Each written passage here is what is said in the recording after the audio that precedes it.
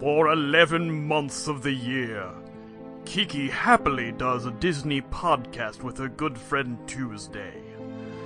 But for 1 month... Ho, ho, ho, no. It's a holiday extravaganza! Happy holidays, Kiki! Bah, humbug.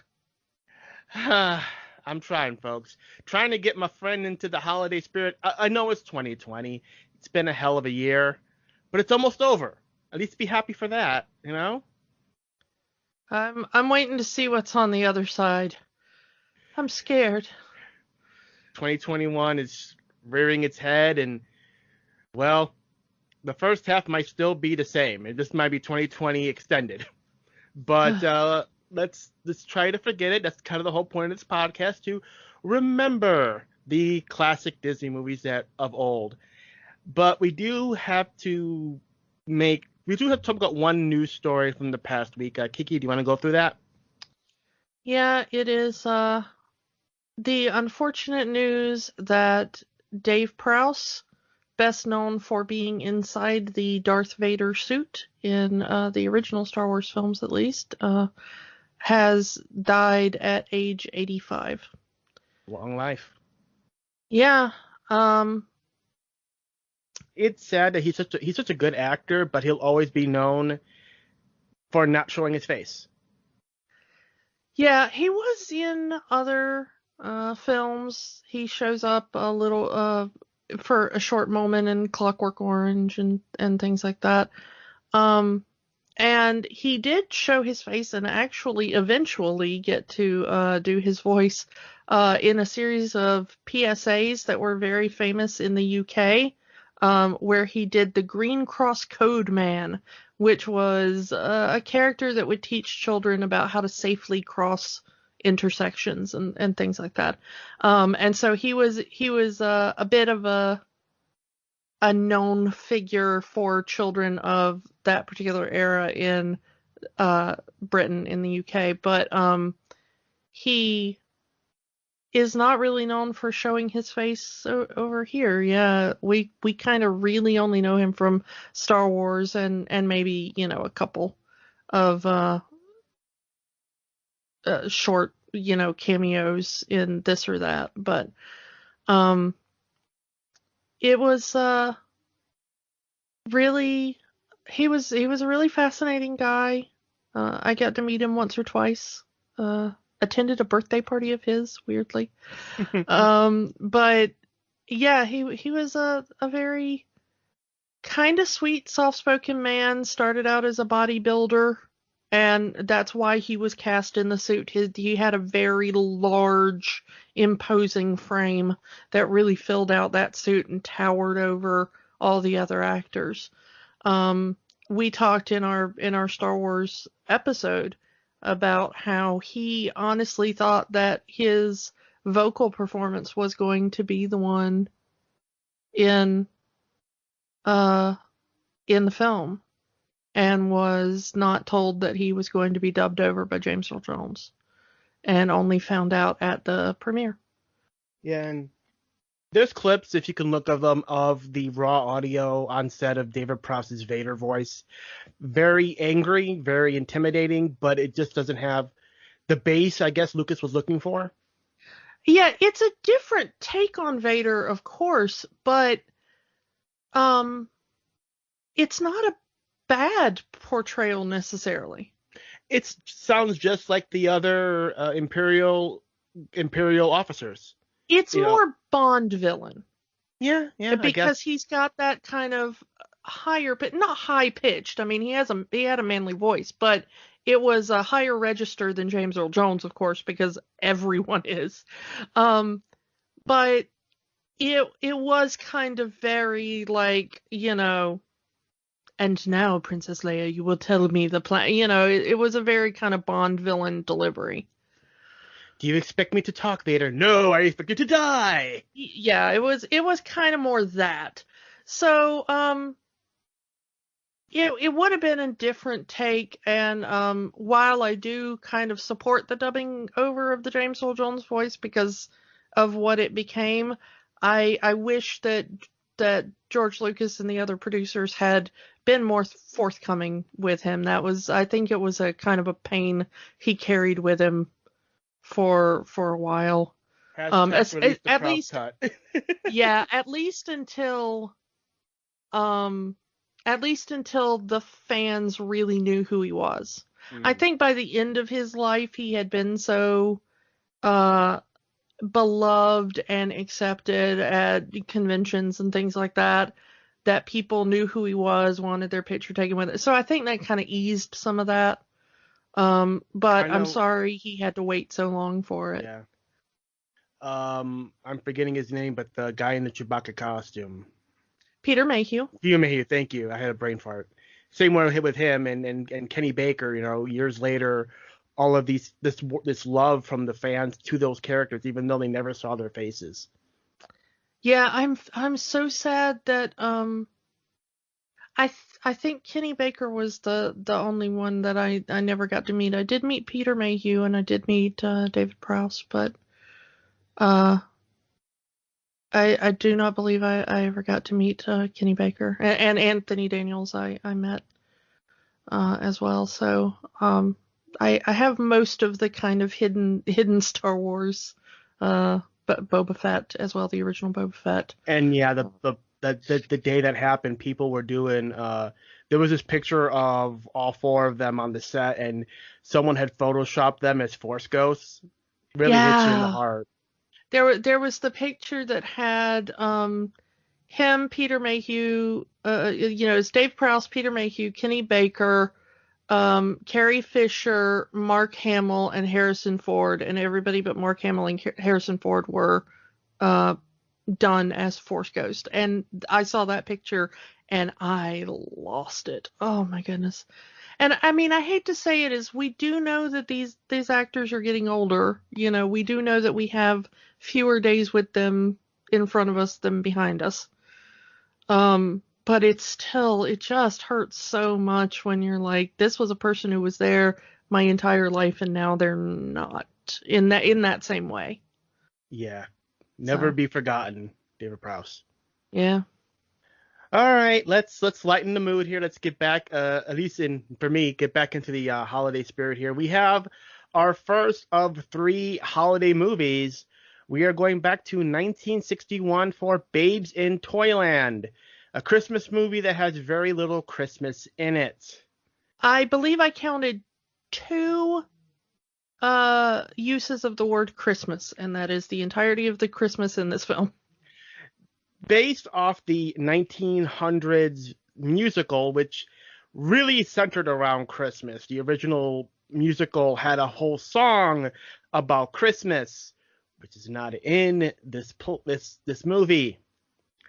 But Walt wanted to make a Christmas movie, and this was his idea.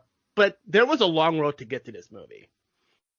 And we talked a bit about it in previous episodes. This movie was originally supposed to be animated and was supposed to be the follow-up to Lady and the Tramp.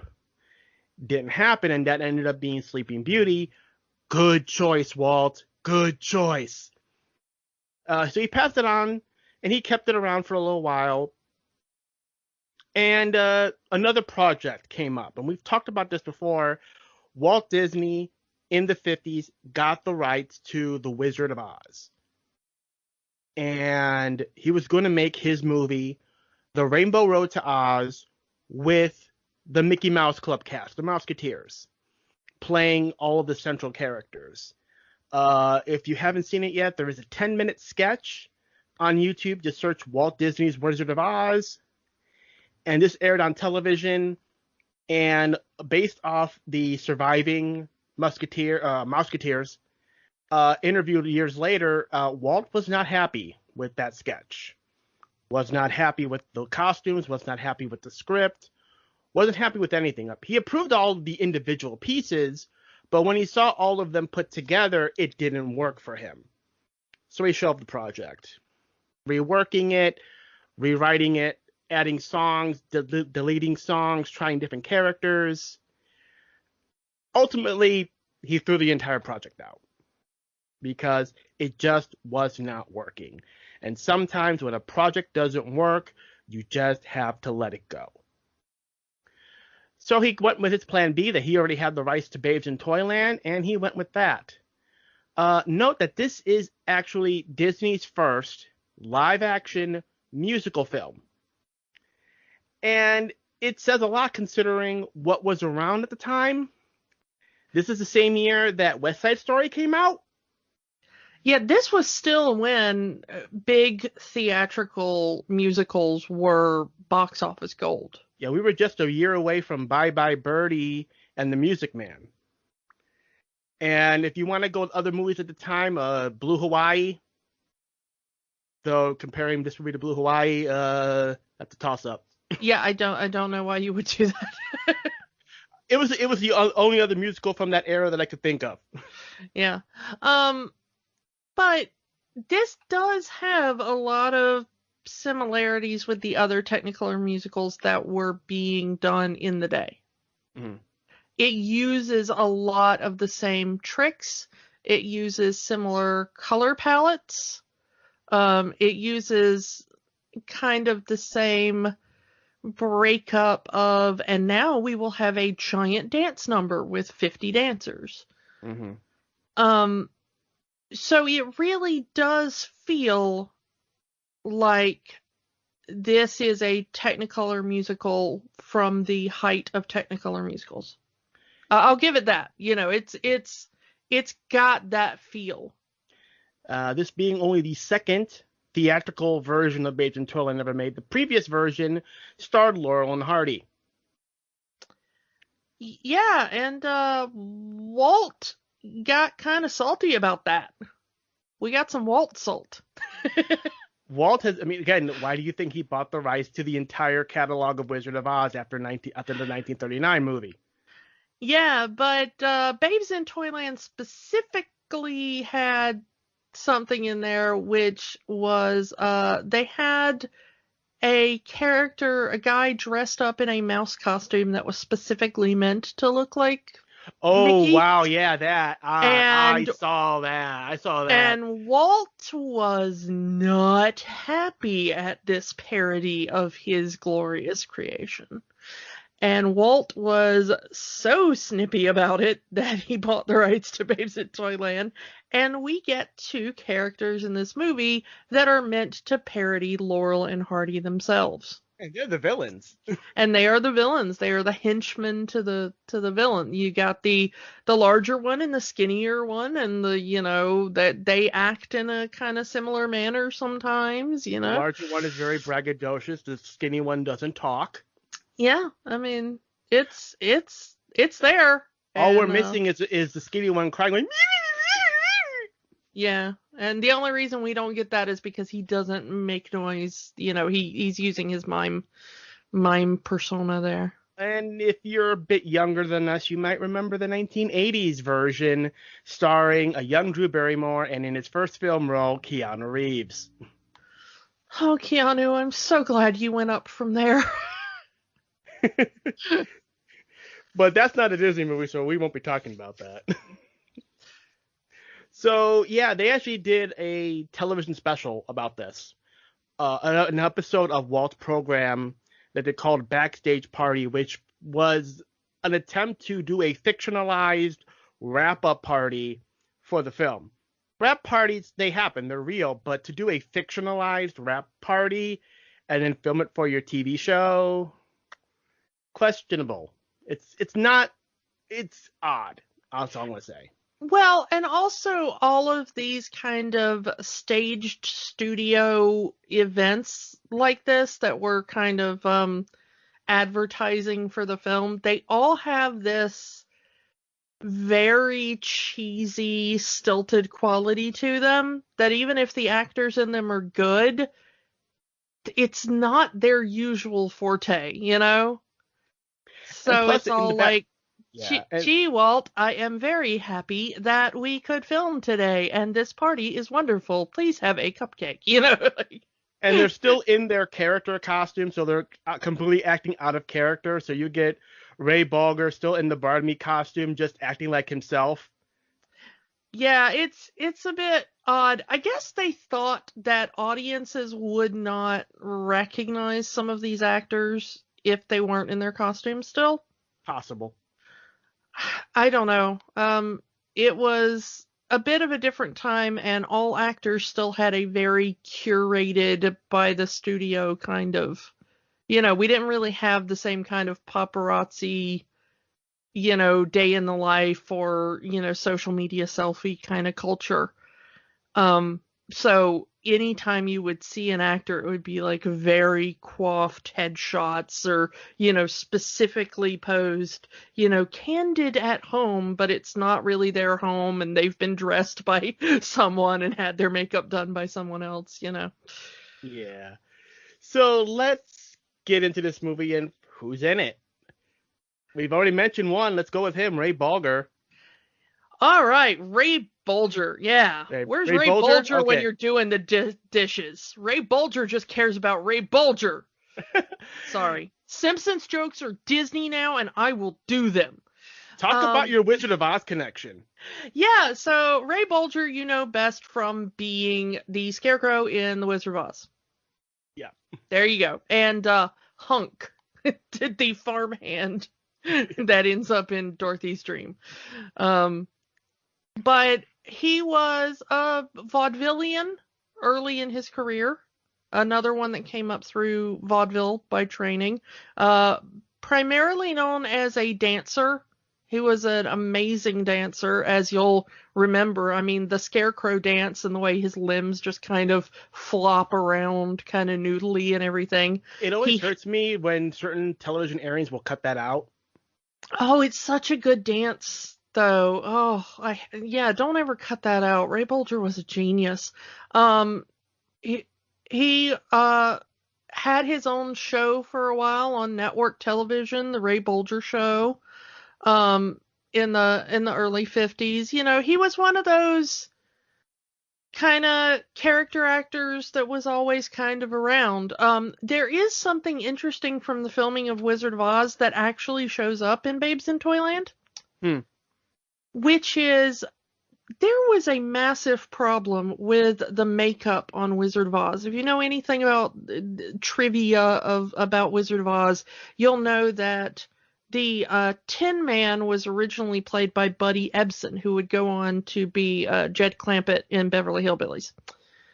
He was cast in that part, and they put him in the silver makeup, and it almost killed him. They used actual silver in the makeup. He had, I don't remember what chemical it actually was that they used, but whatever it was, it hurt his lungs. He had a violent skin reaction to it. He had all sorts of allergic reactions to it, and it just didn't work.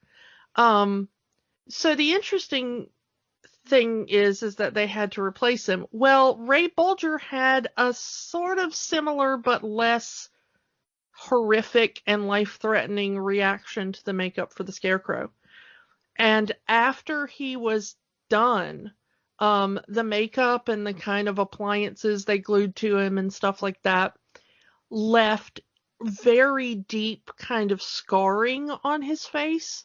Ooh. So if you watch the close-ups in Babes in Toyland, which is 22 years later that he filmed it, you can still see that he's got incredibly deep what look like age lines, but they're in odd sections of his face. It's injury from the makeup, from the Scarecrow makeup. So it's kind of fascinating that two of the actors that were attached to that movie had massive debilitating reactions to the makeup. But the interesting thing about Ray Bolger and Babes in Toyland is this was the first time in his long career by this point, he'd been in the business for decades, that he had ever been cast in a villainous role. Everybody loved Ray Bolger. He was a comedian. He was a good guy. He was kind of a dork, but nobody ever thought of him as a villain. So to see him as the main villain was kind of shocking, It's not what you would expect. Playing the villain Barnaby, which never stated in the movie, but he's supposed to be the crooked man, the once a crooked man who lived in a crooked little house. He had a crooked mouse. Yeah. So yeah, the way they designed Barnaby's mansion is very kind of tell the people, oh, he's the crooked man because everything's slanted, everything's off kilter. Even his telescope is crooked. Yeah. Yeah. So, let's move on. We got Tommy Sands as Tom Piper. Never stated in the movie, but in the original play, he's actually the son of the Pied Piper. Yeah, but he's also based on the Tom the Piper's son stole a pig, in a way he did run that poem as well. Yeah. A lot of these are mixtures of various children's rhymes, kids' stories, fables. It is Mother Goose Land, after all. So yeah. So Tommy Sands, he was a teen idol at the time. I mean, that's why he ended up.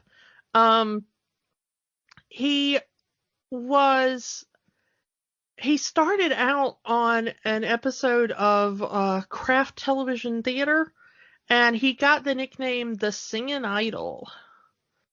And he was known for doing all that kind of teeny bopper songs throughout the 50s and early 60s. Later on, he gets a contract with 20th Century Fox, and they think he's going to be the next Elvis Presley, that he's going to be the singer who really hits it in movies, and his first movie immediately flops. So that's how he ended up at the Disney Corporation later on. But he, we've already mentioned him before, that because he was on set with Annette Funicello, the two of them sing the theme song to The Parent Trap. Yeah, get your money's worth, Walt. The interesting thing is that he married Nancy Sinatra. He was married to Nancy Sinatra when he filmed this film. That is Frank Sinatra's daughter. But the interesting thing is that they were married for like 4 or 5 years, and after they divorced, he couldn't seem to get a role in Hollywood. And there were some kind of behind the scenes speculation that maybe Frank had used some of his connections to get good old Tommy blacklisted. But TV was there, and Tommy ended up doing a lot of kind of guest starring roles in like Wagon Train Bonanza. He did a lot of westerns on TV there, sort of at the end of his career. But he never really recovered from whatever happened after his divorce.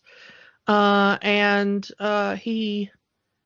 Once you're in the family, you're always in the family. You don't leave the family. Yeah, but the...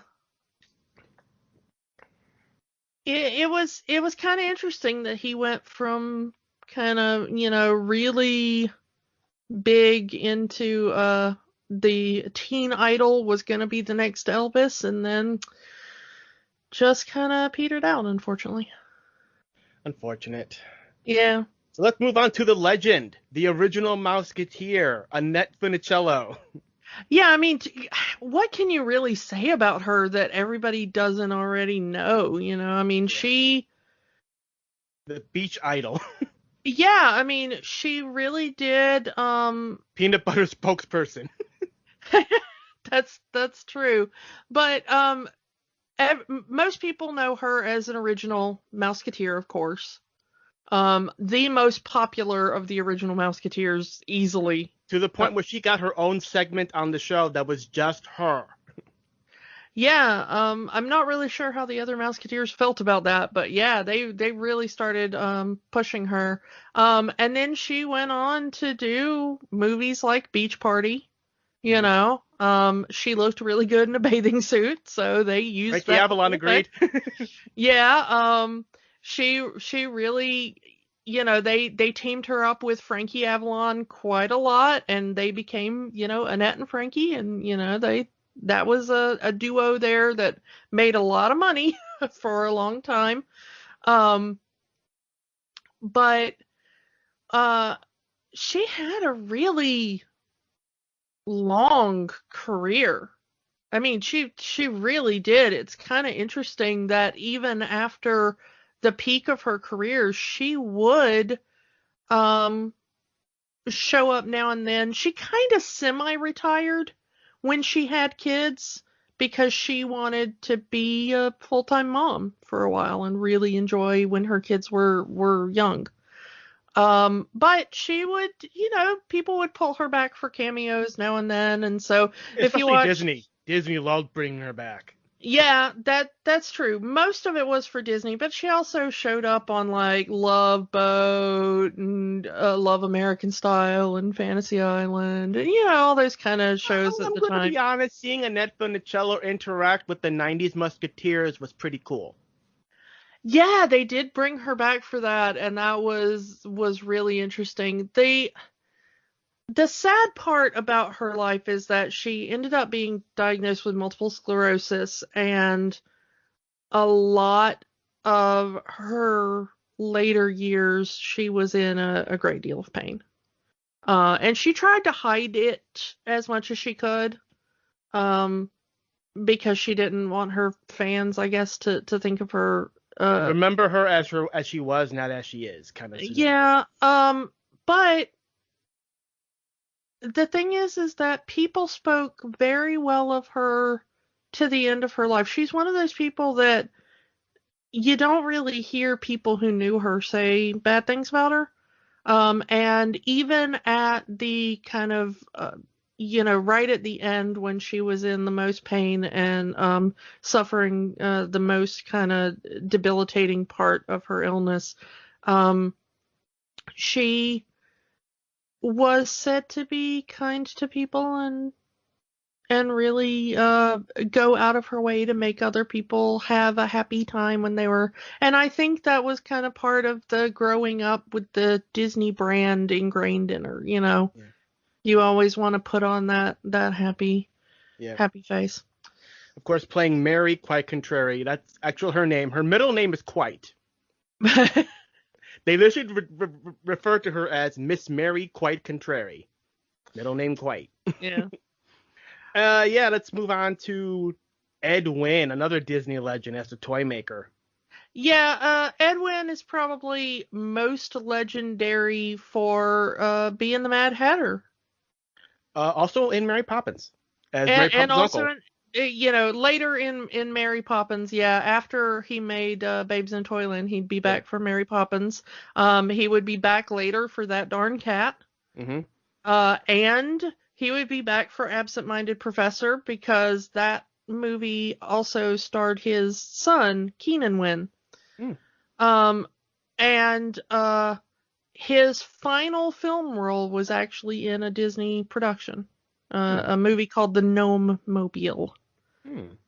But it was actually released posthumously because he died between filming it and the release. He was also in the Golden Horseshoe Revue at Disneyland for a while. So, a long career with Disney. But of course, he started out in vaudeville and then went to radio and then moved on to film. So he had a kind of typical career trajectory.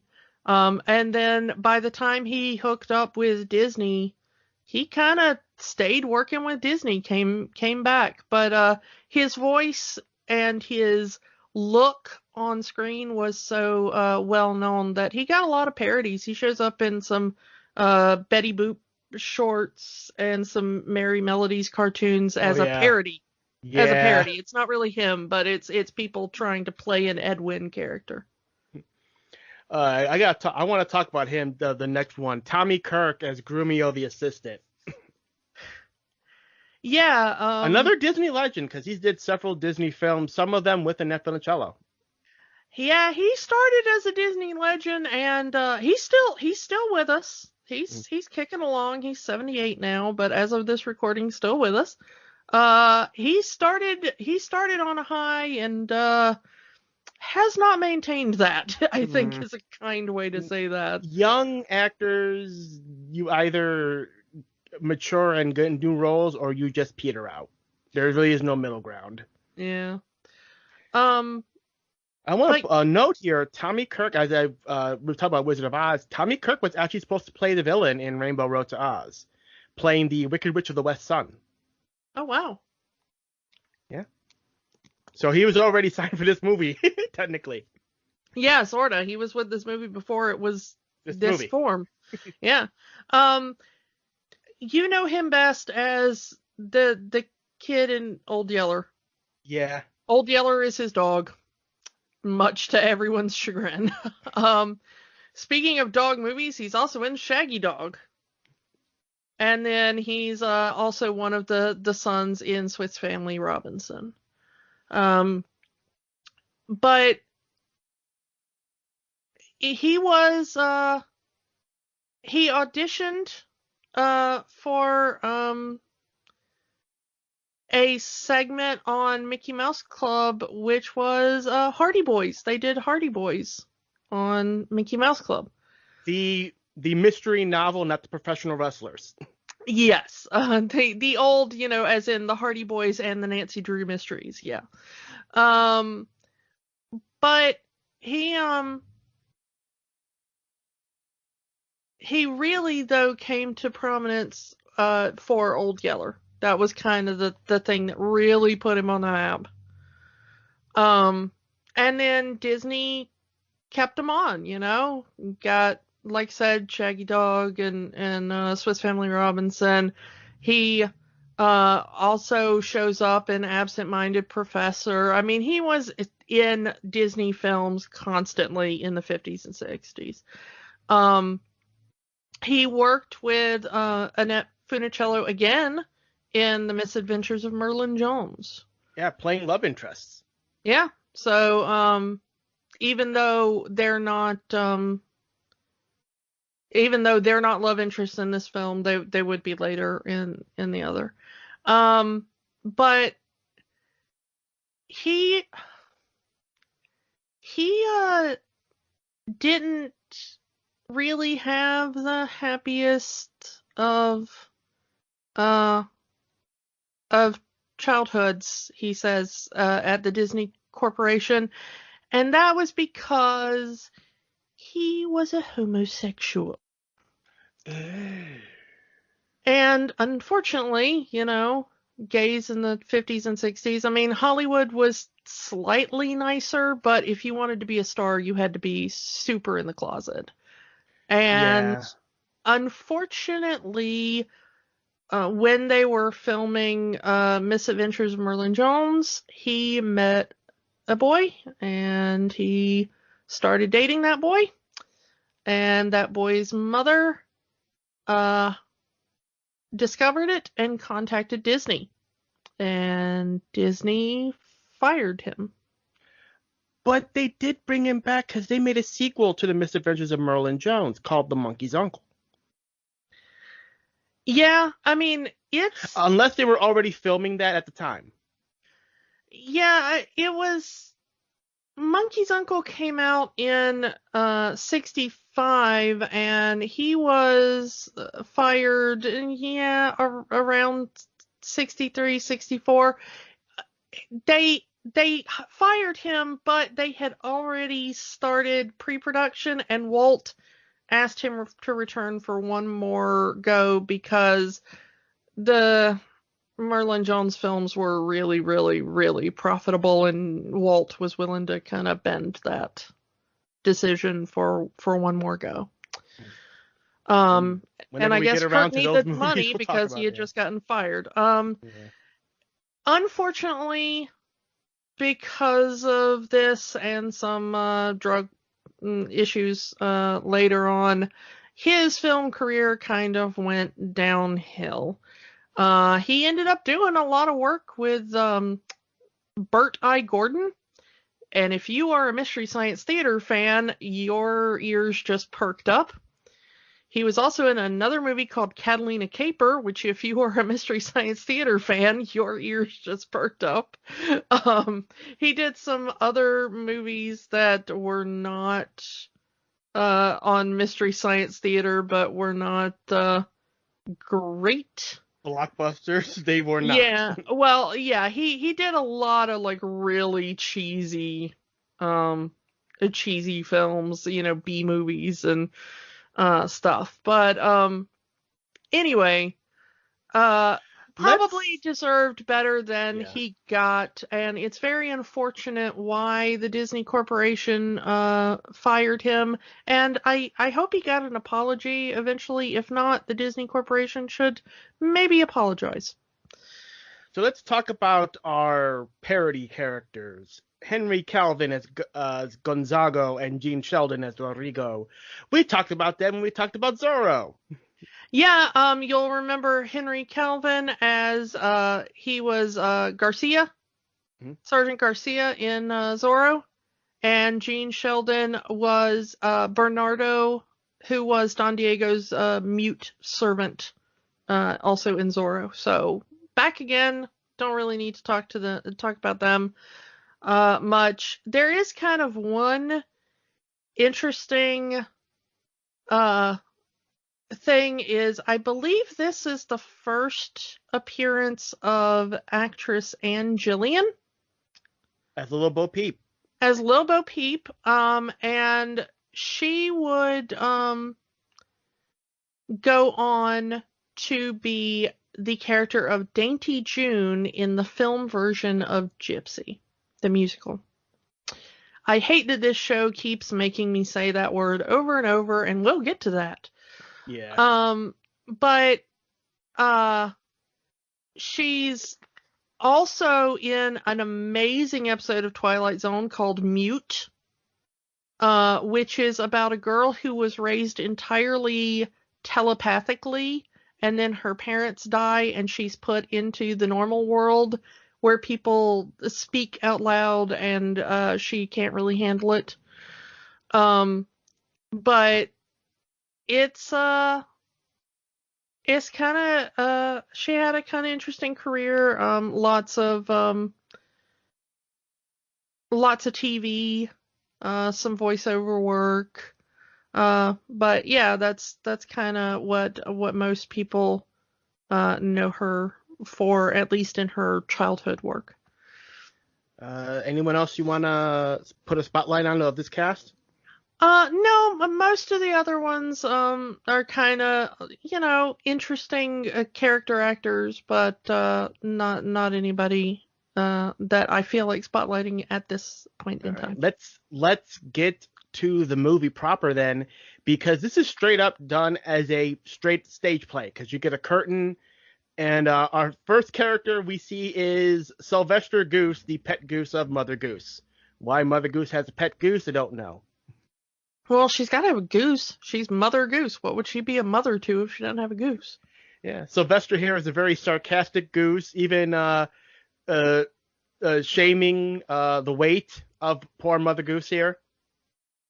Yeah, which, like, given the weight that they say she is, I'm like, shut up, Goose. I will make dinner out of you. And we meet the titular Mother Goose herself, who invites us to go to her home, Mother Gooseland, for the marriage of Tom and Mary. And we get a big production number about how awesome it is to live in Mother Gooseland. And we see a bunch of Mother Goose characters: Little Boy Blue, we see Little Bo Peep, Jack and Jill, Simple Simon, Jack Be Nimble, and a bunch of other characters that might be familiar, but they're never named. Like, we see a pumpkin house, so I assume it's, Peter Pumpkin Eater and stuff like that. They need a shoe. There's no shoe on this set. I feel bad. There needs to be a shoe. There's old Mother Hubbard on it. Here's an interesting thing. When we talk about these Disney productions especially from the 50s and 60s, I always kind of ask my dad for his thoughts, because this was his era of Disney and he was a Disney fan at the time. He watched the TV specials and watched the movies on TV, and he was even at Disney World in the first month, I think it was open. It was right at the opening that he got there, so he was one of the first through the gates. But he told me that one of the things he got in his rewatch was that the set decoration for the most of the Mother Goose Land, it goes a little bit into Toyland, but especially in the Mother Goose segments, really feels like it's a small world. Yeah. The way things are painted, the color schemes, it feels like the sort of Switzerland part of it's a lot of the definitely dressed like Holland dancers. And I get that it's supposed to look like a storybook. I have to question that decision. I mean, I get it, but it's this is your first attempt at a live action movie musical compared to what else was out there at the time. It feels a little cheap, even though Disney is clearly putting a lot of money into this. Yeah. Is expensively cheap a term? Yes. There are some things where you're like, how did they spend that much money to look that garbage? And this is one of those things. You were talking about it looks so different from what else was out there at the time. And like I said, I asked my father his opinions on this movie, and he said, if this movie had come out 4 years earlier, it's probably a big hit. But this movie tanked, and it's probably because it came out in 1961. Again, West Side Story had come out just a few months prior and became the biggest movie of the year. So we have to compare this to West Side Story. You can't. Well, but also think about what was going on in 1961. I mean, Kennedy was already president. You already had a lot of the civil rights movement starting up pretty heavily by this point. We're already past the death of Emmett Till and things like that really sparked you've already got Martin Luther King Jr. as a growing figure in the land and everything. So what in the world is this movie doing with its lily white cast in its perfectly Aryan village? I mean, this is such a white bread movie. But that's the thing. Who do you change the color of for these characters? Do you have a black Little Boy Blue? Do you have a black Simple Simon? I'm not even talking about that, but I mean, most of these stories are from Europe, and despite what certain people would tell you, Europe has been a multi-ethnic place for 1,000 or more years. Okay, it's fine. It's okay to show other ethnicities coexisting in an early time period. You're talking about the company that did Song of the South. Exactly, and it really shows in this film. But imagine, as weird as it looks to us today, we can go well, it's an old film. old films were all lily white, but it's like in 1961, as people are protesting and boycotting, and every night on the nightly news is racial tension, and then Disney gives you like, come see the whitest kids in town dance on screen in the most toothless musical you have ever seen in your life. Imagine if this came out this year. Yeah, it would be like releasing it this year. It's like, it's that, it's like releasing a Shirley Temple movie right now. It's just like, it does not work. That is my problem with this film overall, is this is such a toothless film. And you can say like, well, it's supposed to be for kids, but the play it is based on is for adults. There is murder. There is crime. There is people getting framed for murder. That's core story element of the original musical, and that is completely eliminated in this story. Yeah, and a lot of that survived in the Laurel and Hardy film too. Yeah. That movie was aimed at adults. This movie is for like 4-year-olds. I don't know who this movie is for. Walt Disney. Whenever that comes up, like it's the audience of one mentality, and there's a lot of it. There's a lot of Hollywood pictures that are like that. They were made for one person. That's it. The studio likes them. That's it. I don't even know. I don't even know how Walt could have liked this, to be honest with you. I don't think he did. In the end, years later, he would do Mary Poppins and completely change the game. Yeah, but it's obvious that they were trying to go for like a younger teen audience, maybe, because you got Annette Funicello and Tommy Sands, who were teen idols at this point. This was like, they didn't really have the tween bit there, but this was kind of what the tweens were into. And this is also during that era that would go into like the early 80s, where teenagers wouldn't be caught dead at a Disney movie.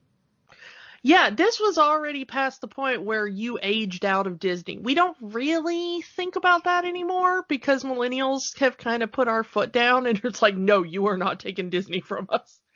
But you are not taking Beauty and the Beast and Aladdin and Little Mermaid away from me. Yeah, but there was a point in time, and this was in the middle of, where it wasn't cool to like Disney past a certain age.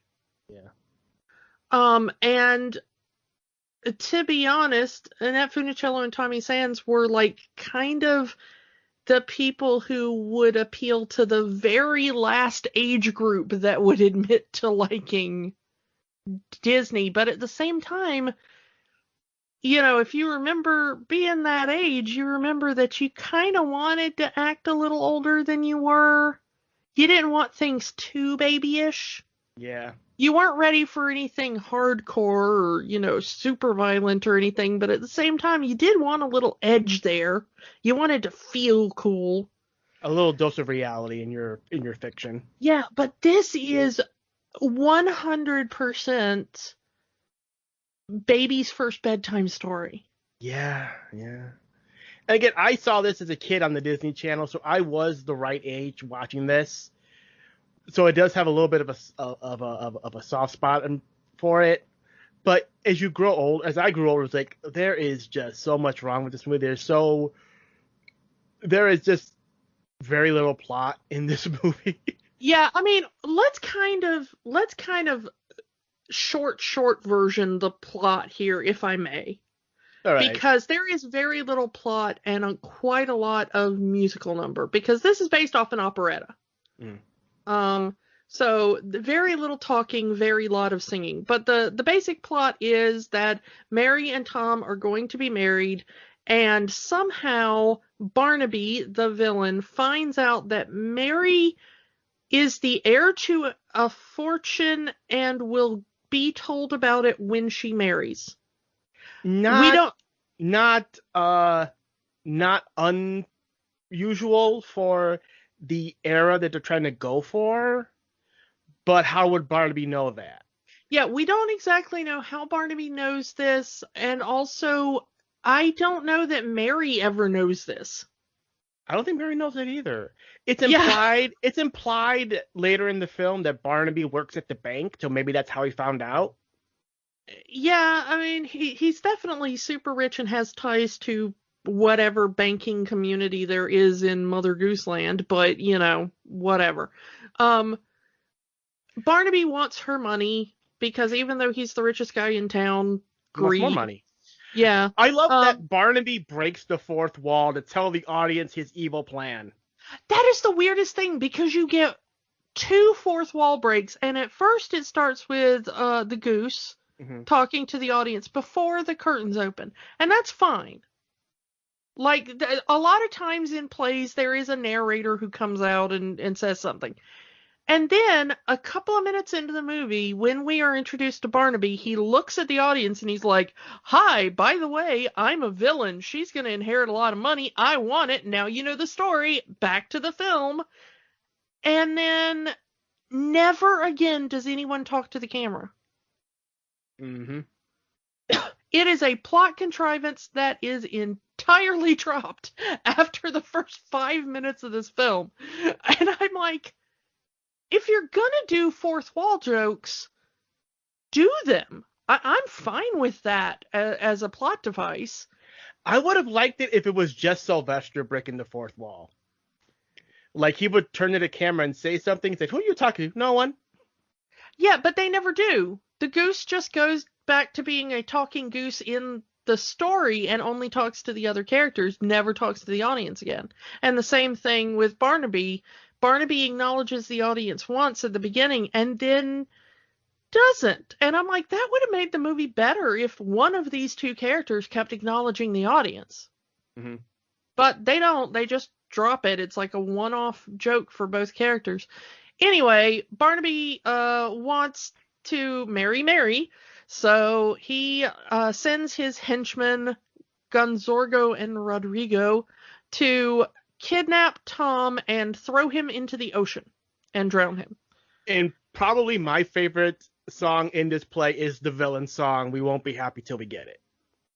Yeah, they do a good musical number for the henchmen. I will admit that some of the musical numbers on their own are kind of interesting. They are based off the original songs from the operetta, but because it's Disney and they like to change everything, they change the lyrics of pretty much every song, save for the song Toyland. And quite a few of the like tempos and settings of this, they completely kind of butchered the operetta. But instead of throwing him into the sea and drowning him, they decide to double dip a payday, and they say, "Hey, there's a camp of Romani." I'm not saying the word again. "There is a camp of Romani over there, and we hear that they buy babies because we're racist. So why don't we go sell Tom," not a baby, but they go for it anyway, "why don't we go sell Tom to this camp of Romani, and they will pay us, and then we'll go back and tell Barnaby that we've drowned him, and Barnaby will pay us, and then we get double the payday." So they do that. They kidnap Tom, literally bonk him on the head. With a mallet. Because it's a Disney movie. So they kidnap him. One thing I do love is that... He sees stars, too. Yes. And I kind of wanted to go like, what is tweeting birdies? Tweeting birdies? No, it's the stars. Anyway. I'm ready for my close-up, Raul. Yeah. I do love, because obviously he's left Mary's house. They're getting married. They're supposed to be married the next day, and he has this flower, and he's smelling, and he's all being romantic, and he's in love, and he gets hit in the head with the mallet, and then as they put him in the sack, Rodrigo gives him the flower and has him holding the flower as he's in the sack. Is just holding the flower, which I kind of like. There are some really good visual gags that are like, taken as a clip on YouTube or something. You would go like, "Hey, that's funny."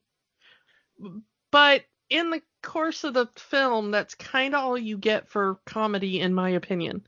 Gene Sheldon is pretty much the comedy in this movie. Yeah.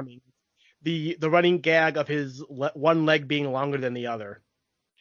Yeah, that's a weird one. And it really is just because the guy playing Rodrigo is trained as a mime Mhm. and doesn't speak during the movie. So he does all these kind of really cheesy mime bits that were already really cheesy mime bits in the 60s. Like, if you see what mimes were doing in the 60s, and then you see what this guy is doing, you're like, oh, wow, that is ancient jokes. Yeah, Anyway. so yeah, let's get back here. Next day, Mary's about to try on her wedding dress because she's getting married the next day. And Barnaby is there to congratulate the happy couple, but no one likes him because he's the rich a-hole. Everyone in town knows he's an a-hole, and he's proud to be an a-hole, but he wants to give his congratulations to Tom and Mary on their upcoming wedding. Coincidentally, as Gonzago and Rodrigo return to town to announce that Tom's dead. He drowned in the sea, and we're sailors, and we sailed with him. Yeah. With this bogus letter to Mary saying, I'm poor and I am going to go into the sea to get my fortune. You should totally marry the rich a-hole that everyone knows is an a-hole for no other reason because he's rich and he can take care of you. That sounds so much like Tom. Yeah, it's exactly what Tom sounded like before he disappeared. Yeah. And Mary buys it. Yeah, because she's not very bright, as we'll see in a moment. Yeah. But Barnaby's there. He's like, hey, Tom had a good idea. You should marry me. I mean, I am your landlord, and I would kick you out of your house if you didn't marry me. That's not a threat, but I'm just saying. And then but he sings about a castle in Spain, which, again, song from the original play, lyrics changed, tempo changed to be more Spanish, and we need to have Ray Bolger sing, because when you have your Ray Bolger, you need your Ray Bolger to dance. Yeah, well, I will say that this is easily my favorite part of the movie. Everything about this sequence works for me. The dancing is superb. And bravo to Annette Funicello for keeping up with Ray Bolger, who is one of the better dancers in film history. I love that, she's completely against marrying him, completely, rejecting she is rejecting his advances, but she's also going along with the dance. Well, yeah, but it's a good dance. But she tries to stop him, and then he takes her hand, and they start to tango, and she just goes with it. This is the closest this film comes to having a moral. Is this song? Because as a villain song, I am almost, not quite, but almost willing to call this a lost Disney classic of villain songs. Not quite. There's only one known cover of this song, and that was by Buster Poindexter sometime in the 80s. This song is so good in the Rich People Are Evil Kids, which is a genre of music very close to my heart. It is so good just hearing this guy talk about all the stuff he has, but he just wants a couple of pennies more. Yeah. And if you marry me, you'll live like a queen forever. And you'll have everything you could ever want. You'll have cake every day. You'll wear the finest gowns. And it's such a shallow idea of happiness. Yeah. It is such a shallow, materialistic idea of happiness. And it's so beautifully rendered. I mean, Ray Bolger really sells this song. He's got a cape that he uses to, ensnare her and lead her around the dance floor. I mean, this is brilliantly choreographed. Mm-hmm. And he puts those Cuban heels to work, baby. He is wearing some death heels on that dance floor, and they are gorgeous. But really, really good song, and they do a really cool bit of choreography with the fountain in the town square. Yeah. That really kind of has that Disney touch that you would still see at the parks if you're near a water feature in the parks. I kind of love everything about this scene in a bubble. Like, take this scene and package it in a bubble separate from the rest of the film.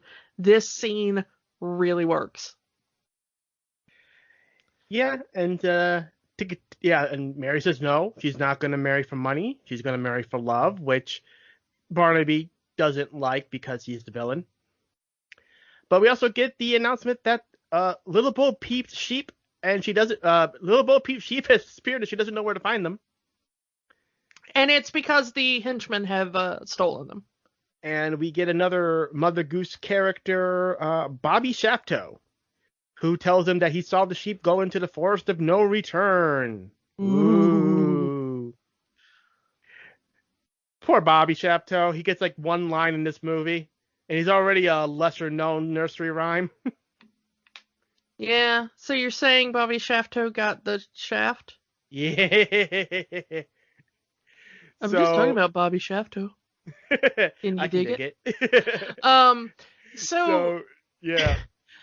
I love the idea of the forest of no return. I just love when movies are so absolutely obvious. Like, we know this is stupid, but we're gonna do it anyway.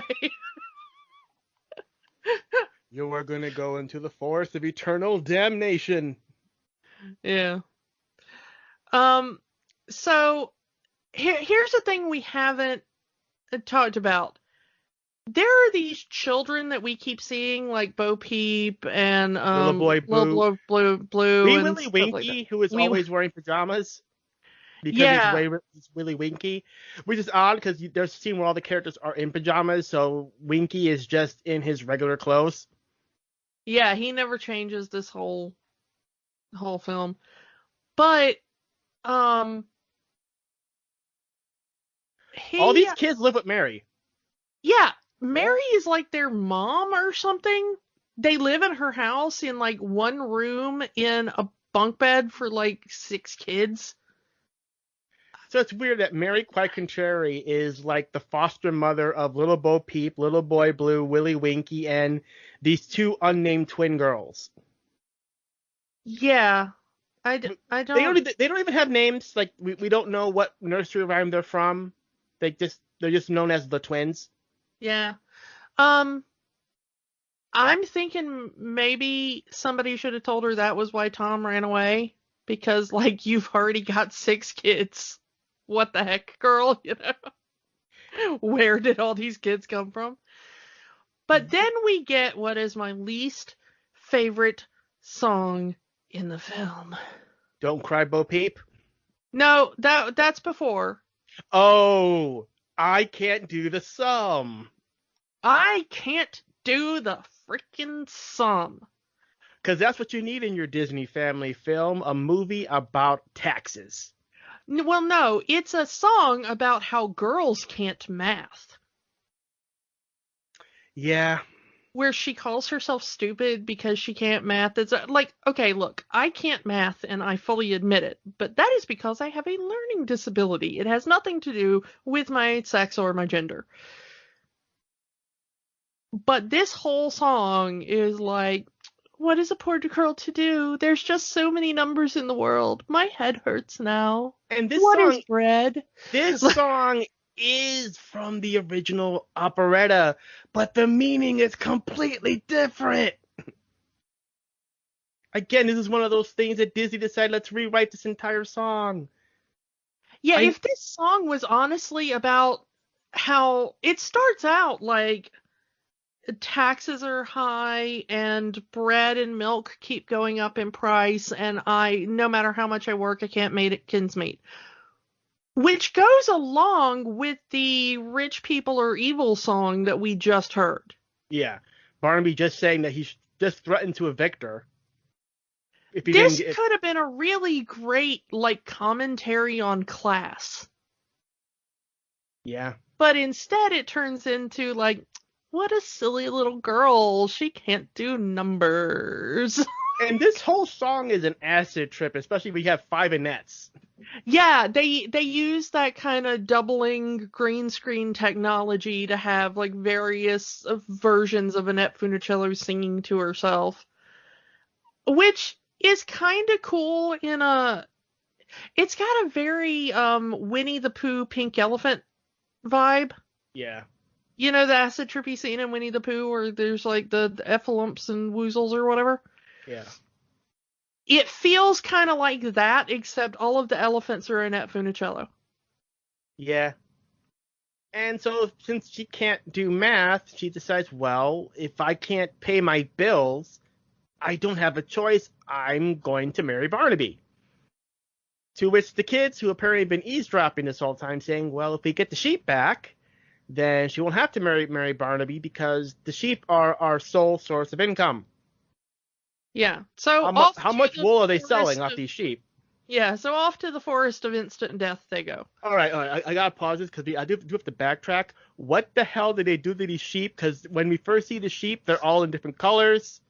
Yeah, they are multicolored sheep, which I don't remember being in any of the Mother Goose fairy tales.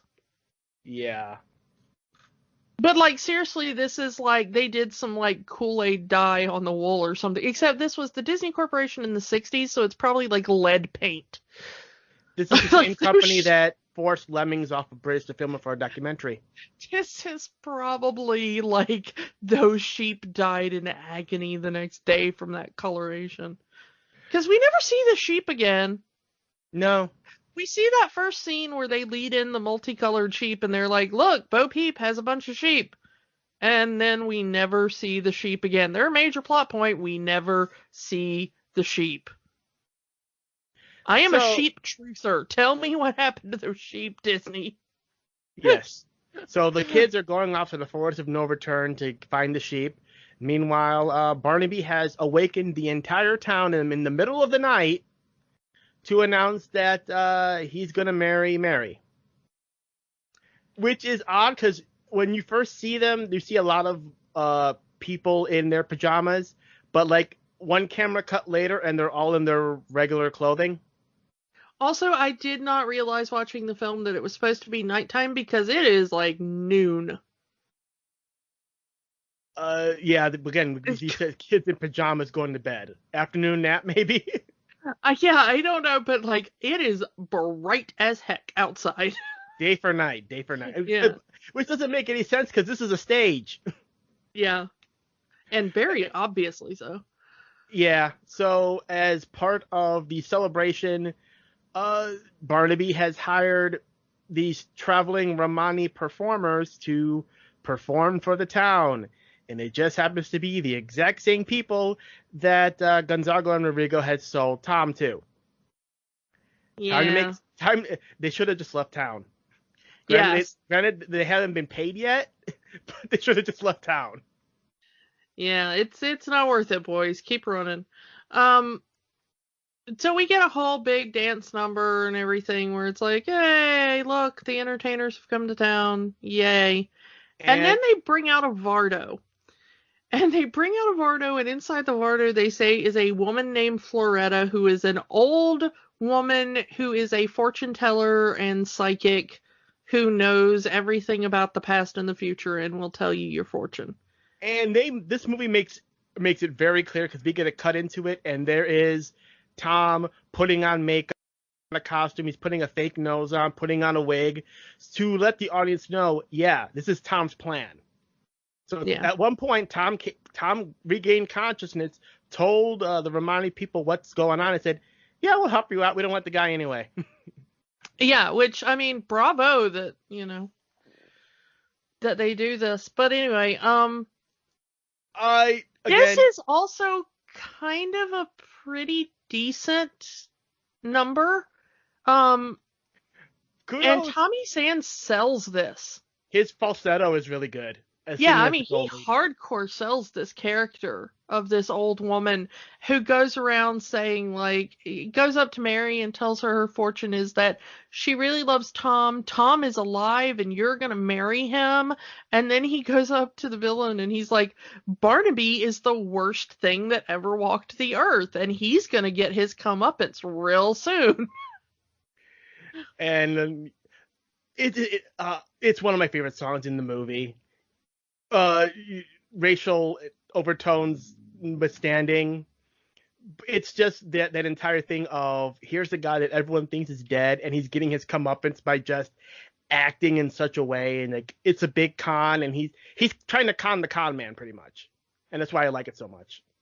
Yeah, I mean, again, like in a different context, there are parts of this that really work. But in the context, it's kind of like it's less than the sum of its parts. At the end of the song, Tommy takes the costume off to reveal that Tom is alive. Yay! Goodbye, Florida. Hello, Tom. And the whole town rejoices because everybody likes Tom and everybody hates Barnaby. Yeah. And So Barnaby now, is like, curses, you have foiled me, and he runs away, but not too far because he's still got some plotting and scheming left in him. and they follow Tom and Mary as they find a note from the kid saying, "We're gonna go into the forest of death to get the sheep back, so you don't have to bury Barnaby." So if they had just stayed put, this movie would never have happened. Yeah. I will remind you that we are like halfway into Babes in Toyland at this point, and we have not even heard the word Toyland spoken by any of the characters. Yeah. So into the forest we go. Let's talk about these trees. Yeah, there are talking trees and they are evil and kidnap people and tell them you can't go back. This is why it's the forest of no return. You are trespassing on the trees' territory and the trees will not let you leave. What are these acid trip trees? Like the trees in freaking Wizard of Oz from 30 years earlier look better than this. Yeah, it is a very Wizard of Oz setup where they kind of have like a mouth slit cut in the trunk and there's a performer inside that like flaps the except it's really, really bad. Voices of the Mellow Men. So we got Phil Ravenscroft as one of the trees. Yeah, it really is. And you can tell at one point, you can tell which is Thor Ravenscroft. You're like, oh yeah. There's a few mess ups in here because at one point, one of the tree's eyebrows malfunctions and it's like in front of his face, and they do nothing about it, and they keep the shot in the movie. No, one of the things that you notice if you're actually paying attention is in most of the dance sequences, there are moments where the dance goes completely wrong and they didn't refilm it. And you talk about the expensive cheapness. There it is. It's like you threw so much money at this movie, Disney. You couldn't just retake that scene. Like that's the take you went with. Also, there are shots where Little Bo Peep loses her cane. Like in one shot she has it in her hand, another shot she doesn't have it.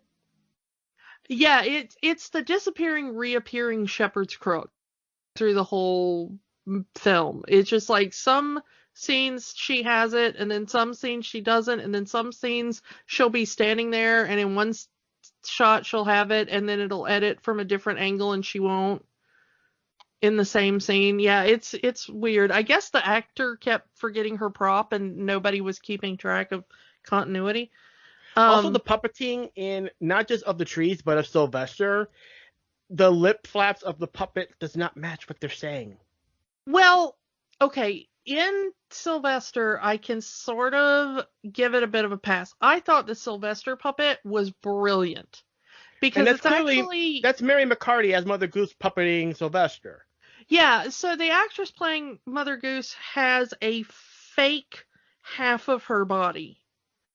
And her real arm is hidden inside the goose and working the mouth of the goose.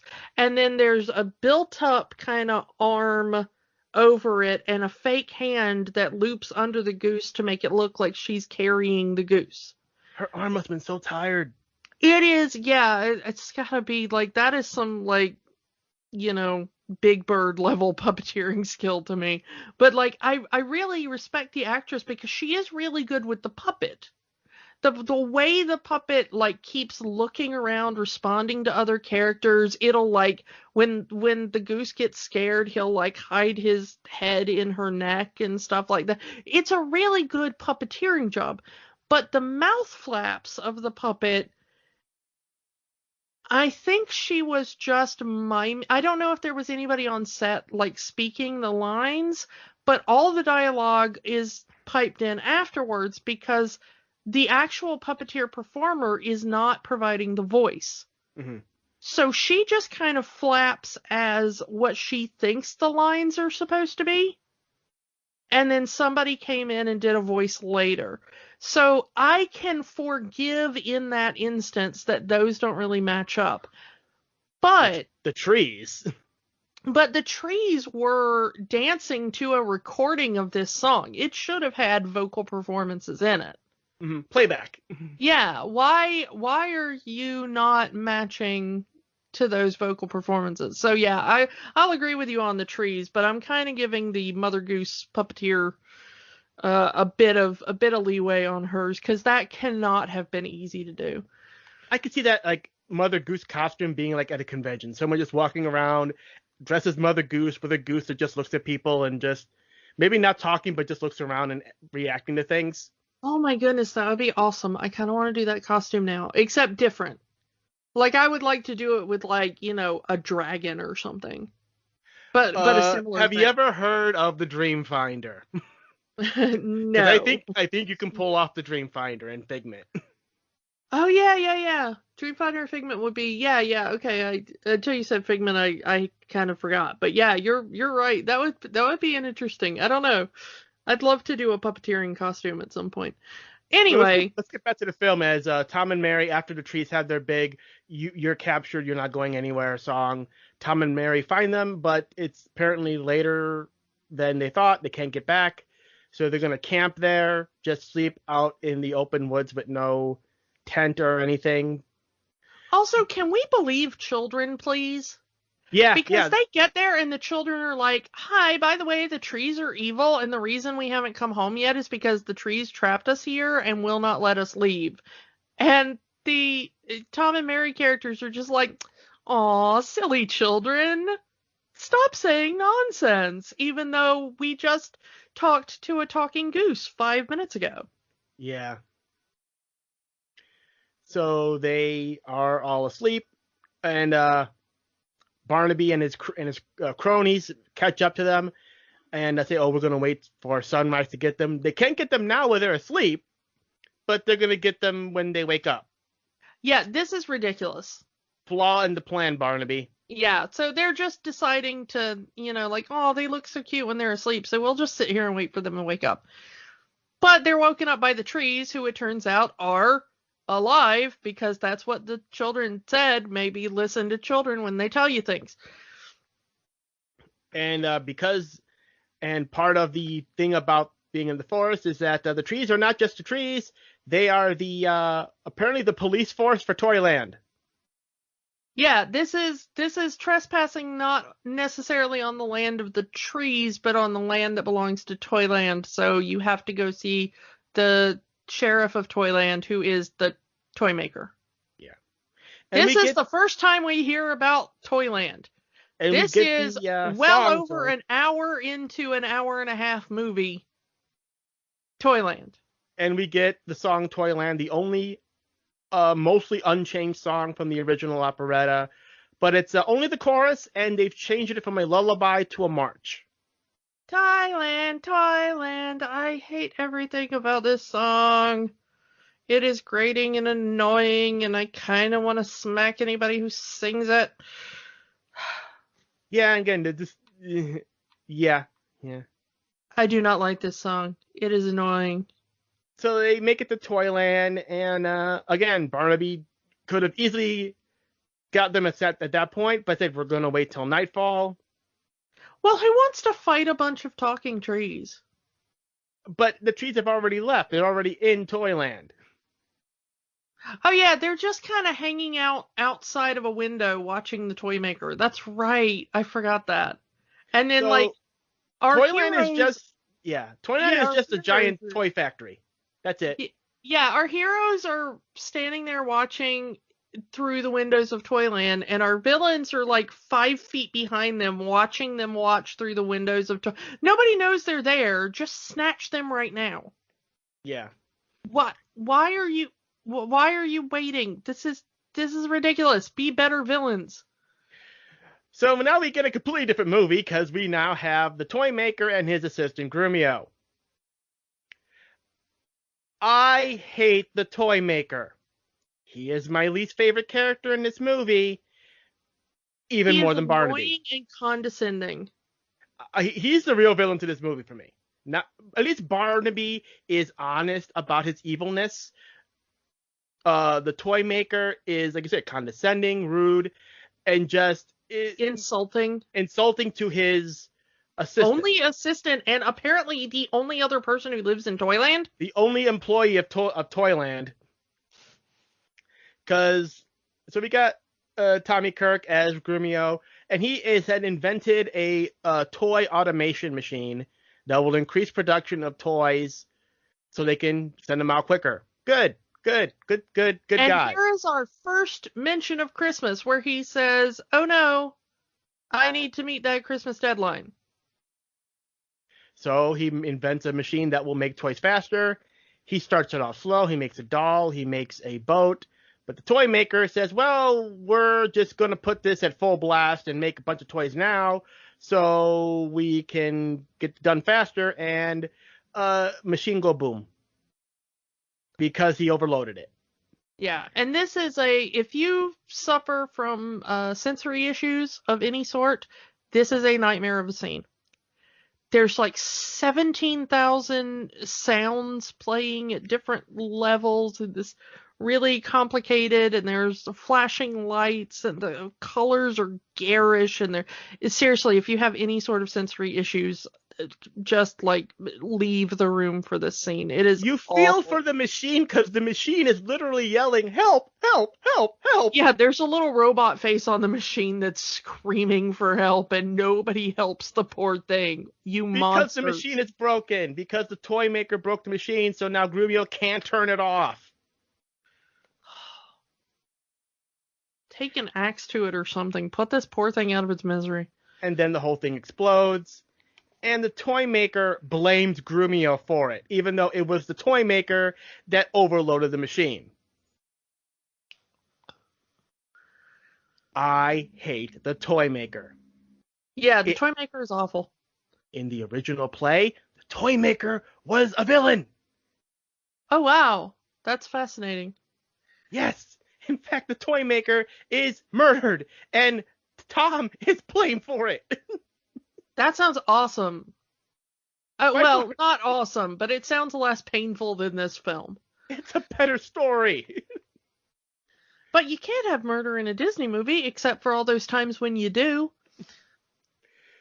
Yeah, so anyway, poor Grumio, he didn't know. He tries trying to help, and that was the big thing about the toy maker. You know, you're the assistant. I'm the head toy maker. I'm in charge, not you. You may have built the thing, but I'm the one who'll break it. Yeah. And then it's your fault for making the machine in the first place. Yeah. But having seen all this, our heroes finally stop like peeping to Tom outside the window.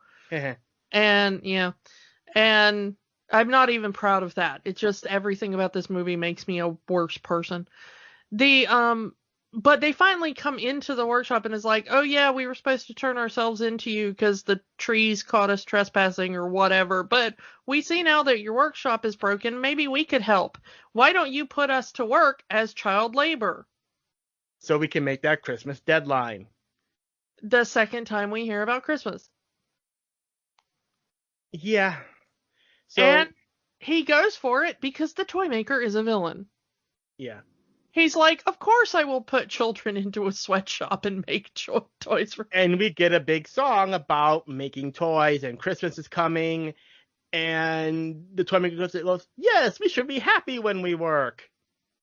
Yeah, and the children are very, like, boringly singing about how happy it is to work on a production line.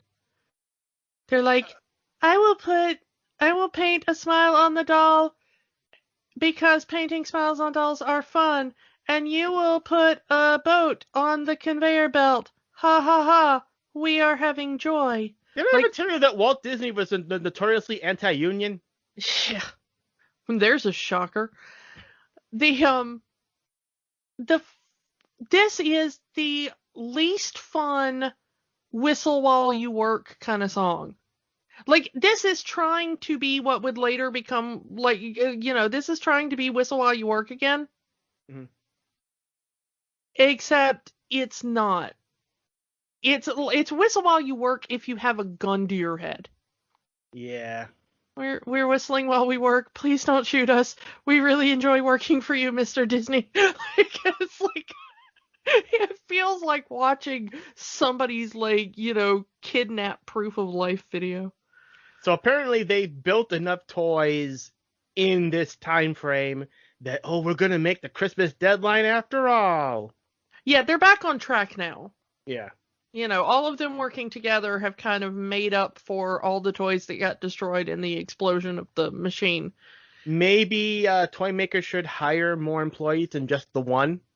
Yeah, also, the toy maker wants the kids to keep working, and Mary is like, no, it is nighttime. It is time for dinner and bed. And the toy maker's like, oh, yeah, okay, I guess, whatever. Have food and sleep. I do love that apparently the time is very accurate in Toyland, as you can tell by on the dot when night falls. Literally, night falls. Yeah, that is kind of a funny thing, is that Barnaby is like, hold on a second, night is falling, and then the green screen in the back changes from day to night in like a second, and he's like, there. It's almost like that's a fourth wall joke, almost. Yeah, it's not quite a fourth wall joke because he says it to the henchman instead of the thing. There is one, we kind of missed the other thing that made me giggle, because there's a running gag in here of where Barnaby keeps saying, let us pussyfoot. Yeah, let us do various things, and the most common one is let us pussyfoot. But at one point he goes, let us lurk, and they like climb into some bushes or whatever, and they're like watching. But I just love the let us lurk. Yeah, that was a cute running gag. Yeah, it's like he's following a villain playbook or something. Yeah, and now is the time on Sprockets when we scheme. Then we get my second most hated song in the entire film. Just a toy. Remember how she's not good at math because she's a girl? Well, now she sings a song about how there's a doll and all it is for is being pretty because there is nothing inside of its brain. But isn't it lucky that someone will give it love and a reason to live? And then Tom sings, oh, you can be my doll. And then he poses her like a doll, and she's okay with that. Yes. Because if you are a girl and you can't math and all you can do is look pretty, what else is there but the love of a vapid boy? Yeah. If you wondered why this movie wasn't a hit. I really hate this movie. Yeah. Meanwhile, anyway, moving on from the grand misogyny of that scene. Meanwhile, Grumio has invented a new invention, a shrink gun.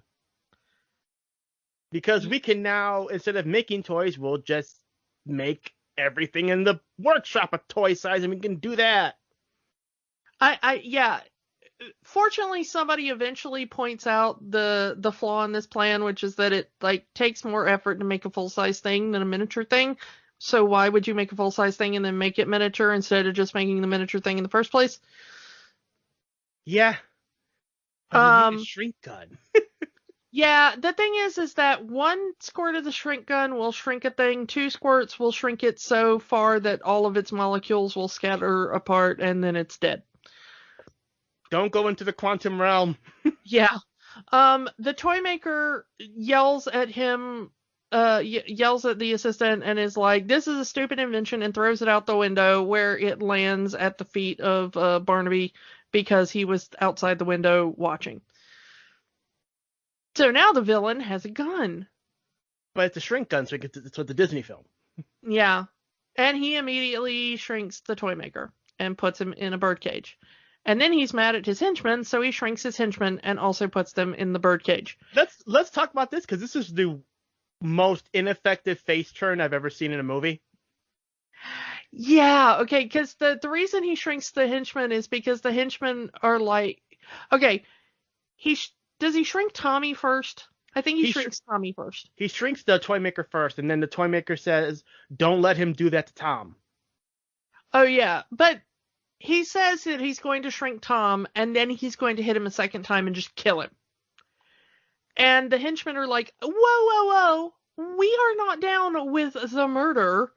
Even though they were down with the murder earlier in the movie. That was literally the thing they were hired to do at the first scene of the film. Like, go murder this dude. Like, not go, like, take him somewhere and get him lost where nobody will ever find him, or put him on a ship with pirates and let him sail away or something. No, literally go throw him into the ocean and drown him until he is dead. That was what they were told to do, and they were like, righto, boss, as long as the pay's good. And now they're not down with the murder? Yeah. You're right. This is the worst face turn in history. It's like nothing about this scene makes any sense, but they're just finally like, no amount of money can make us partake in murder. Okay. And then Barnaby says, all right, and he shrinks them too. Stuff them also in the birdcage. Again, so their face turn was just ineffective. Yeah. Bad reason and just bad reason. Bad execution. Yeah. Bad execution, yeah. So, yeah, and now he's going to do it at Tom. He does it at Tom anyway. We don't see it on camera because Barnaby just barges into Mary's room. And he's like, you will marry me. And she's like, no, I won't. And he's like, what about this? And he holds up like a little gift-wrapped Tommy. Like a little mid-wrapped Tommy. And she's like, okay, whatever, I'll marry you. Just don't hurt Tom. So, fortunately, the toy maker is also the mayor of Toyland, which means he has marriage powers. So they bring him out of the little bird cage and they set him in front of a giant book and they're like, marry us. And kudos to the toy maker for trying to stall as long as possible. Yeah, he stalls and Tom goes, wait, he's stalling. Maybe this is my chance for escape. So he Fernando and Rodrigo untie him from the literal gift wrap that he's in. It's just ribbon from a Christmas present. Yeah, and then they lower him off the table using the ribbon, and he goes into the workshop, and he gets probably, if you've never seen this movie, this is probably the only scene you've ever seen. The toys are alive, and they are going to fight Barnaby. Yeah, he gets a bunch of toy soldiers and a bunch of cannons and all these other like weapons of war that we give to children. The only song in this movie untouched, March of the Toys. Because it has no lyrics. It's just an orchestration. I want to talk about the stop motion in this scene. Yeah, this was 6 months worth of stop motion work. Yeah. This was extremely labor intensive.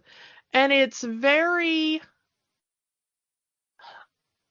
go back and watch some of the Ray Harryhausen movies from the 40s and early 50s, like really early stuff. Go back and watch even like King Kong and stuff, which was earlier than that uses stop motion. Those are better than this. Yeah, but the effort's there. I think this is where all the money for the movie came in, because it's now people-sized toys. Well, no. I mean, it's very obvious that these are like miniatures. Yeah. But I'm talking about the interaction. Like when Tom is turning the key on one of the toys, it's life-size. When during the sword fight later in the movie, those are the actual same toys, but now life-size. Yeah, I think the building of the kind of shrunken down world probably took up most, because they do the same thing in Honey, I Shrunk the Kids later, or they build giant blades of grass and all that kind of stuff. But that is very good. Technically, most of this whole final sequence with the shrink ray is really good. And almost all of it holds up. The stop motion is a bit wonky. Like there are frames that are dropped and they're, some things skip around on screen where they shouldn't be, and so it's not really that smooth. But you can kind of forgive it because it's clockwork toy soldiers. Yeah. So they don't have smooth movement to begin with. They don't have all that articulation and, 38 points of articulation plus ankle pivot and ball joints. Yeah, but are you speaking from a toy you just got? Because that sounds very specific. But this is, let's see. I really love stop motion. I love studying the technique. And just like in the dance sequences where you can see parts where the dance kind of goes awry, but they didn't refilm it, kind of the same thing here. Yeah. They kind of should have reshot a couple of frames here and there and edited them in, but they didn't. And so there's kind of just moments where it kind of weirdly bounces around the screen and it's not very... And no explanation of how the toys come to life? They just do?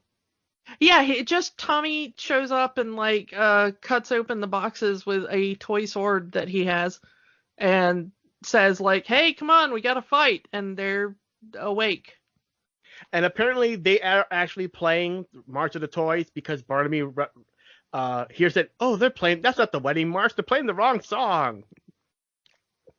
Well, yeah, a lot of the toy soldiers have instruments. So there's the bugle corps and the drum corps and a few other things. We get our only non-white representation in this scene. Native American toys. Yeah, 2 red skin, in the worst kind of things of that, the bright red painted toys in Peter a very Pan wasn't that long ago. militaristic caricature, yeah, it's just it very much looks like the Peter Pan kind of things. I'm surprised they didn't sneak in one of the other Disney characters as a toy. You could have had a Mickey Mouse toy or a Donald Duck toy in here somewhere. Yeah, for a company that was so big on branding even then, I don't know why they didn't do it, but these are very generic toys. Mm-hmm. But yeah, they all go to fight. They burst into the wedding. There's a rather, I won't call it good, but it's a rather technically well done sequence of the toys fighting Barnaby. And these are toy weapons. Yes, it's odd that some of them are exploding and some of them are just balls and sticky arrows. Remember, they used to give our parents rags soaked in gasoline and be like, "Here, kids, go play." There were action figures with live firearms. Yeah, there were no standards for toys at this time. I can fully believe they would just give you now with real gunpowder, So and it kind of works, but then Barnaby realizes, well, he's a giant and they're all toys, so he kind of just squishes them and crushes them and grabs one of the toy cannons and fires it right back at them. Yeah, he just started. You can feel okay with it because they haven't personified the toys at all. Yeah. They really just have kind of clockwork motion. But they're getting kicked around and broken and stomped, and if they'd have bothered to personify these, you'd be like, no, not the toy, oh no. All it is all that work of the previous day gone to waste. Yeah, it kind of is. You're like, oh, well, now they're even further behind on their Christmas deadline. It's kind of that is really the only consideration. You don't really feel for the broken toys. Barnaby decides to stop playing around, grabs the shrink gun, and is about to send Tom to the quantum realm, but Mary grabs the cannon toy and destroys the shrink gun, which shrinks down Barnaby. The only useful thing Mary does in this whole movie. Thank you. I was about to say that. I was like, Mary finally remembered that she has agency. 5 minutes before the end of the movie. This is seriously the only thing she does all film other than sing to children. What a useless Ugh. Annette deserved better. I know, Annette Funicello is amazing, and I love her, but why? Why did you make her such a useless... She's just a toy. But we do get a cool sword fight scene between Tom and Barnaby. Yeah, now that Barnaby is shrunken down thanks to the accident that Mary causes, he pulls out the most awesome sword from the cane he's been using all. It's a crooked sword because he's the crooked man. Yeah, it's a sword with a crooked blade, and it is really awesome looking, and they have a pretty good sword fight. I mean, it's not, Princess Bride, but, it's a reasonably decent sword fight. They run around. It's a better sword fight than the first Star Wars movie. Yeah, it kind of is. But, they've got some good choreography and some good jumping around and, some interesting little action sequence here. And it's all done in a kind of oversized set. Yeah. They have like giant letter blocks and things that are used as weapons. And some of the toys we saw earlier are now giant size because, need these actors to be on set. Yeah, and it's once again a technically good scene. Like, if you just watch this scene by itself, it's not that bad. But of course, Tommy wins. He kind of stabs, but of course he doesn't, like, the knife doesn't go into Barnaby. It just kind of like shoves him backwards into this Jack-in-the-Box, and we never see Barnaby again. Yeah, as far as we know, he starved to death in the Jack-in-the-Box. The fall could have easily killed him. Well, yeah, that is true. It would have been a really big fall. So we finally get Grumio back with the growing gun. Yeah, he invented a way to regrow things that have been shrunk by his shrink ray. Mostly because he shrank the toy maker's bed earlier, and he kind of needs somewhere to sleep. Well, technically, the toy maker shrunk the toy maker's bed. True. So maybe let him, it was his bed, make him lie in it. But he comes back in and he's got a gun that fixes everything, and they bring back the toy maker and Tom and the henchman, and we never see Barnaby again. So who knows what happened. So now the henchmen are unemployed. They could always but they're good guys now or whatever. I don't know. I mean, there would have been a nice thing there if the toy maker had offered them a job. Hey, if I had all of these workers, we could probably make the deadline. Yeah, like, I've still got this Christmas deadline to meet. How would you like a job? That would have been a really good, but we never hear about Christmas or the deadline or anything again. Also, the toy maker really never gets a comeuppance for being mean to Grumio. It's just Grumio decides to just, well, you're the boss, I'm the employee, I'm just going to do whatever you say. Good, now you understand. And that's the end of Walt that Disney story. was notoriously against unions. Yeah. That's the end of that story. We never get a resolution for anything that happens in Toyland. I guess children went without toys that Christmas, and there is a very unhappy assistant hoping that his boss slips on a marble and dies. So we fast forward, we don't know how long, but now there's snow on the ground. Since this movie took place in mid-October, I assume this is November, December? Yeah, it's a couple of weeks later, maybe. Yeah. They are now officially married. They leave the church. Everyone's singing how Tom and Mary are going to be happy forever. They get on a little sleigh with horses, and we get the grease ending. Yeah, I was really freaked out by the grease ending. Like, the sleigh just takes off and flies them away. Tom is Santa Claus, I guess. And Mary is Mrs. Claus, and they're going to deliver the toys with their 2 horses. It's not 8 reindeers, 2 horses. To be honest, that's the most Christmas that we get in this movie, I guess. Is that they are wearing red and white. They are wearing red and white. Yeah. I don't know. And that's the movie. This movie makes no sense. It is awful from top to bottom. This was Disney's first attempt at a live-action movie musical, and it shows. I checked out at so many points watching this film. This may have technically been a rewatch for me. I don't know. If I ever saw this film as a kid, I immediately forgot about it. Like, it's as much as it was played on TV when I was a kid, I probably saw it at some point in that it was on and I was in the same room, but I have no memory of ever seeing this film. And now I know why, because I can't imagine ever watching this film again. I watch this movie at least once a year for Christmas, and I do have this movie is not perfect. I have more complaints year after year for this movie, but it's nostalgia for me. I will admit that this movie is just nostalgia for me. But is this a good movie? No. Like, most people will watch like The Room or MST3K to get their bad movie fix. To me, it's Babes in Toyland.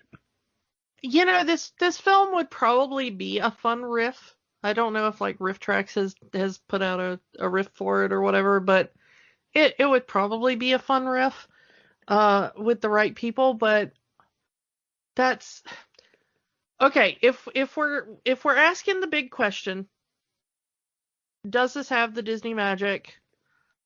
I'm gonna say no, with a caveat. Okay. If you've never seen this movie before, it does not have any magic to it at all, really. There are a couple of scenes, like I said, if you took them in a bubble and just went, watch this clip, you would think this is a better movie than it is. There's some scenes that, while not exceptional, are enjoyable. They at least reach the level of enjoyable.